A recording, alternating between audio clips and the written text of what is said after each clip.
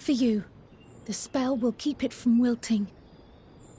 She said you would need it for the journey ahead.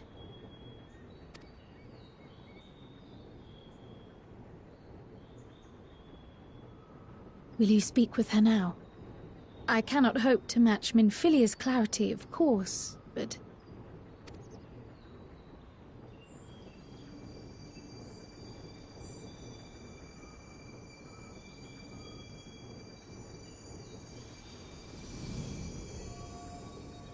Thank you.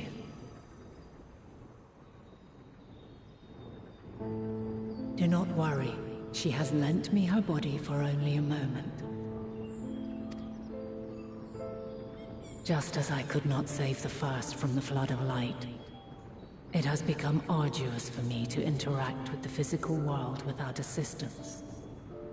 Though I might converse with you for a time, the incorporeal form I assumed on the ship would be incapable of casting even the simplest enchantment.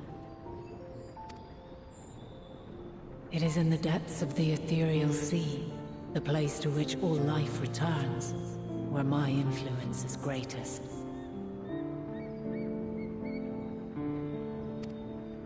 After Minfilia's sacrifice on the first, it was to the sea, here in the Source, where I ferried her soul.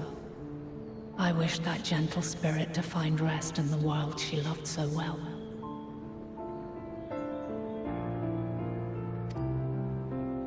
Her, and another who may yet have a part to play, though that will depend on you.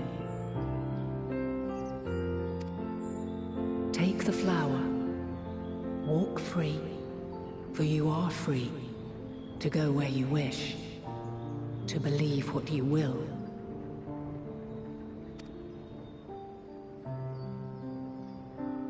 That blue will be your guide, test and proof of your conviction.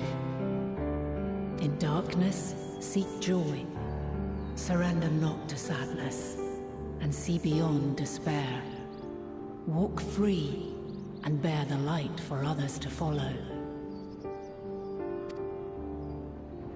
Together, raise it aloft and let it shine till the end, blinding and radiant.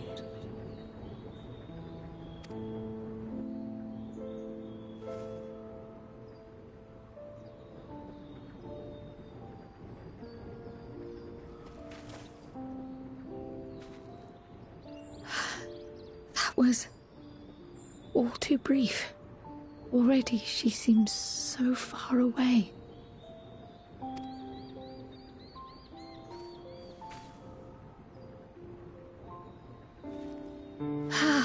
My apologies if I startled you.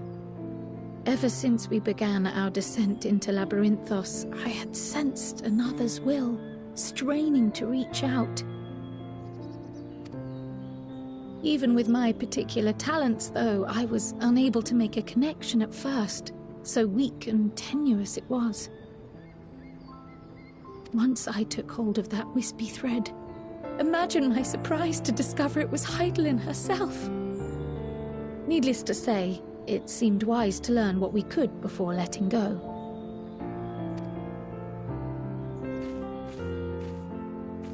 Her answers were more cryptic than I would have liked, but at least she left us with a guide of sorts, that unusual flower.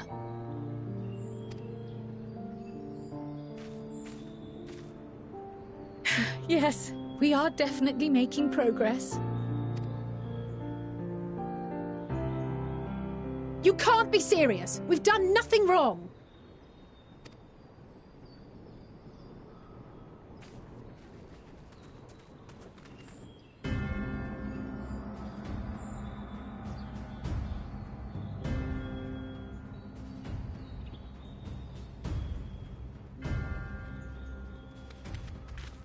Master Fortuno?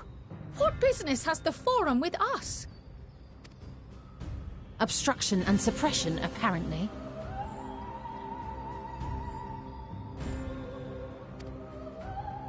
Mistress Baldessian, our records show you facilitated the Scions' entrance into Sharlayan by claiming them as assistants for your organization.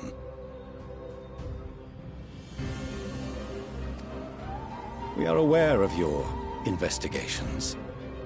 After alerting the major institutions to the presence of potential troublemakers, we received word from an Archean custodian.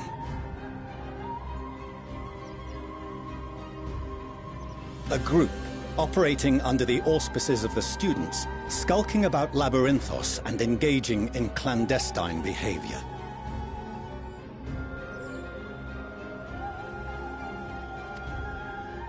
Clandestine? We may not have entered Sharlayan as scions, but we did naught to conceal our identities. Our only purpose in this city is to seek the truth. I can think of no reason why our actions should warrant the Forum's intervention.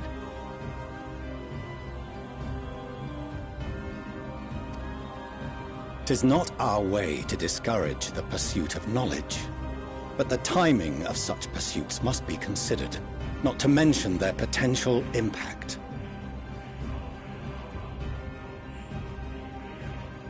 With the world in chaos, we, the true caretakers of wisdom, have committed ourselves to an undertaking that demands the utmost discretion.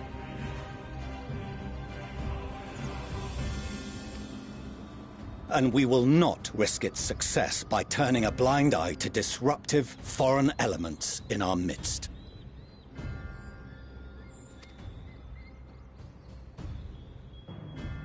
What, then, is to be our fate? Will you put us on a ship back to Eorzea? The Forum will convene to examine your case.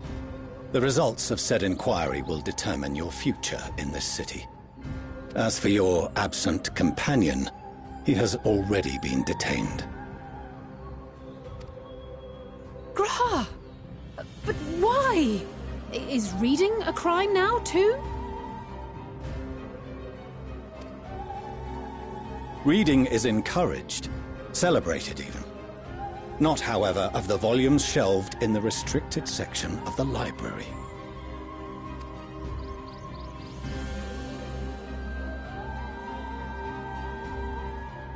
Refusing to comply will only make matters worse. Let us instead treat this as an opportunity to open a dialogue with the Forum.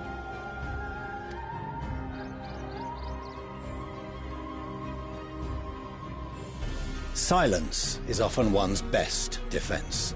I would advise against prolonging the proceedings with frivolous discourse.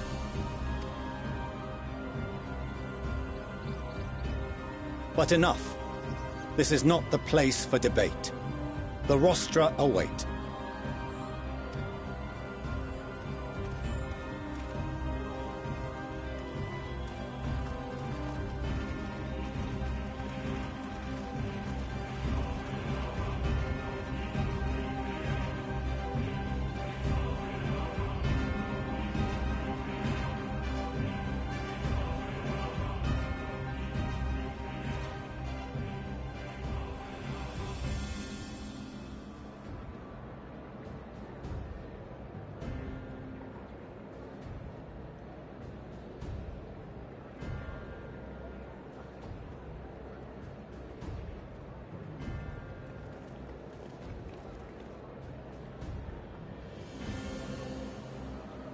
Forgive me. I was careless. We would have been detained regardless. This way, at least, we managed to stay together. I trust your time within the Forbidden Archives was well spent.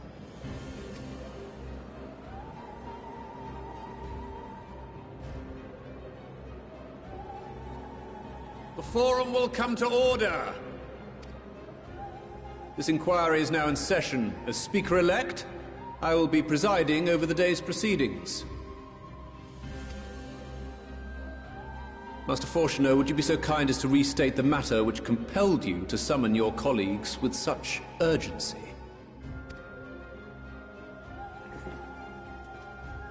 As you are all aware, we recently denied Eorzea's request for Sharlayan assistance. Since then, certain individuals dissatisfied with our decision have taken it upon themselves to interfere with our work. They entered our nation masquerading as associates of the students of Baldessian. But these malcontents are better known as the Scions of the Seventh Dawn.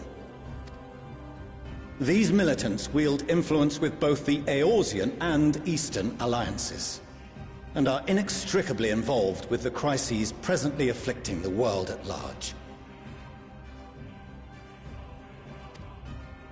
Loose in our city, these warmongers sought to meddle with and expose matters of state secret. What are they, if not a dire threat to be expelled?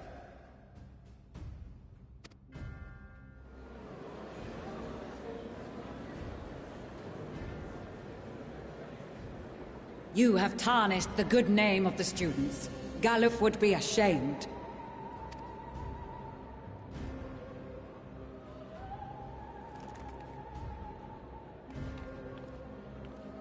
Galuf Baldessian was never one to forsake his fellow man.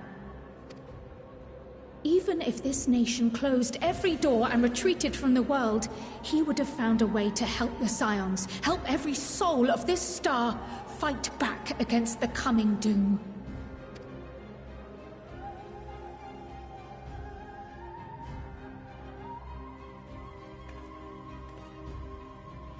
A terrible enemy stands poised to lay waste to all we hold dear. In the face of such madness, Eorzea reached out to Sharlayan, a respected ally, in the hopes of forming a united front. Was your curt dismissal truly the best you could offer? Or are you so preoccupied with your momentous duty of an age-long past that even the end of the world is unworthy of your attention?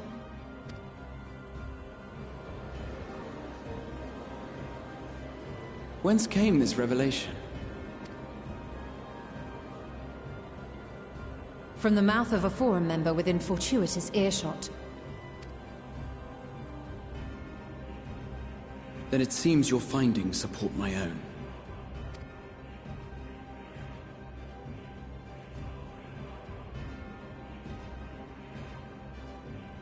The reason I visited the restricted shelves was to study records of the Forum's policymaking process, to better understand the historical trends underlying their most major decisions. At first glance, the positions of neutrality in war and the accumulation of knowledge above all else appear constant and consistent, the unchanging pillars of Sharlayan society. And once upon a time, I might have left it at that. These days, however, I am more attuned to the subtleties of governance, and so I noticed something odd.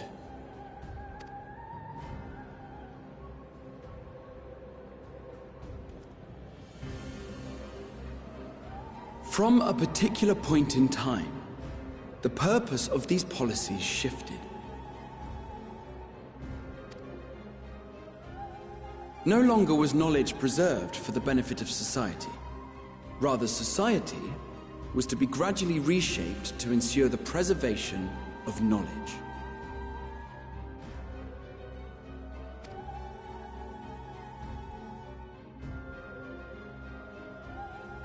The most conspicuous and telling change was the one which befell Labyrinthos.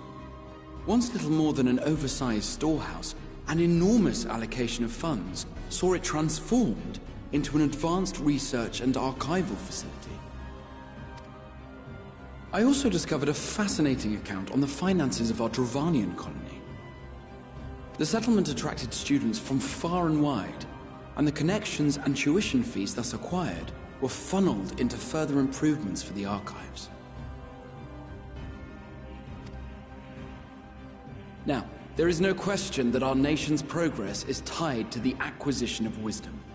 Nevertheless, the vast resources diverted for this purpose borders on the obscene. But returning to the matter of when, our change in course appears to have been made some 270 years ago. The very same period when Sharlayan scholars in the hinterlands began a formal study of the ethereal sea.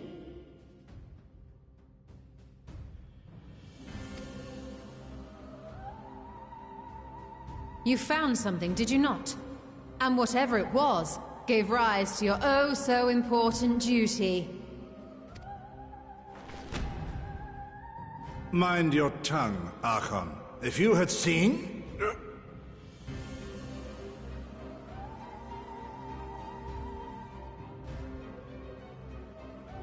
Yes. We are bound by a duty we cannot ignore. Knowing this, what would you have us do? Abandon our vital work and join you on the field of battle? We will never choose the way of the sword. We will fulfill our mission, not through strife and bloodshed, but survival. Come what may, we shall live on. We must. Do as you must, then. But we Scions will fight until the heavens fall, until our last breath.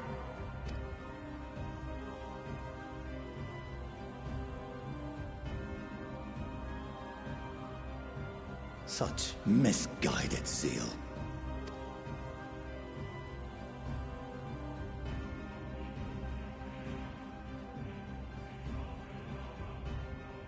Father,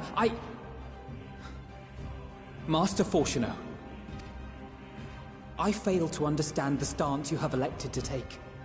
But by the same token, I have yet to find a compelling argument to counter the challenge you put to us in Gridania.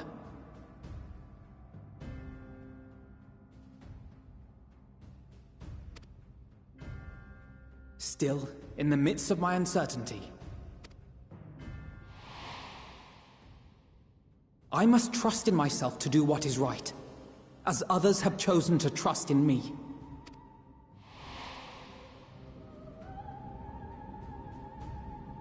So I will continue, as I always have, weighing the consequences of my every action, and allowing my hope for the future to inform my decisions. That's quite enough. Have you all forgotten the reason for this assembly? Skolok Monteshane. He's the head of the Studium and an old friend of my grandfather's. Honestly, every discussion devolves into some interminable debate. Terrible habit. Let's return to the topic at hand, By their own admission, these Scions have resolved to fight alongside the Eorzean nations against the doom which swift approaches. But there exists no evidence of an attempt to incite our citizens to do the same. Furthermore, while our decision may well have been the correct one, we cannot simply bull our way through these disagreements without inviting doubts or objections. Put yourselves in their place. Who among you would leave a tome unopened if an elder forbid you read it with no reason given? No. If we're to quell further discontent, then we must conclude this matter with a fair and even hand.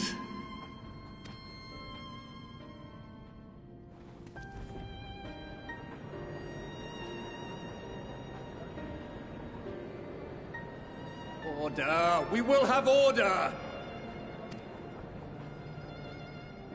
Master Monteshane raises some valid points.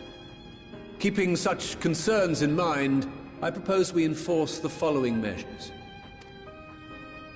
Until further notice, the students of Baldesion are to cease any and all activities within the domain of Sharlayan. You will also refrain from any further investigation into the Forum's decisions and duties. Failure to comply with these restrictions will result in the immediate expulsion of your Scion associates. Let us put this judgment to a vote. All in favor, raise your hand.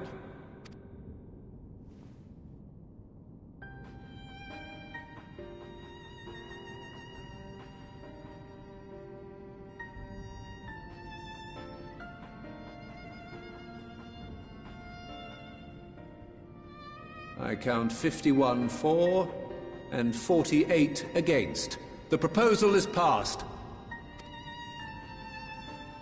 Students, Scions, you have heard the Forum's judgment. Pray abide by it, or face the consequences.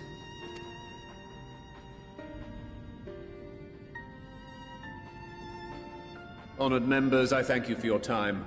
This inquiry is concluded.